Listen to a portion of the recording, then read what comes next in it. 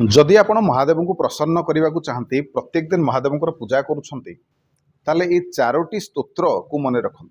ये 4टी स्तोत्र जदि गोटे स्तोत्र भी आपण मन रखती आउ सबुदिने आपणकर प्रतिदिन पूजारे आपण जदि ये स्तोत्र पाठ करती 4टी स्तोत्र गोटे भी स्तोत्र जदि पाठ करती ताले महादेव निश्चिंत भाव में आपणकर समस्त मनोकामना को पूरण करेंगे।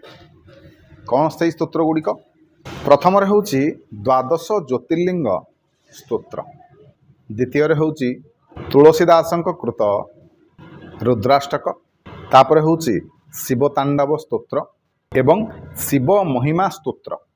ये 4टी स्तोत्र जदि गोटे भी स्तोत्र आपण मैंने कंठस्थ करके महादेव पूजा समय व्यवहार करती महादेव को शुणाती ताले निश्चिंत भाव में आपणकर समस्त मनोकामना को महादेव पूरण करेंगे। कथाटी मानतु निश्चिंत भाव में आपणकर मंगल हम।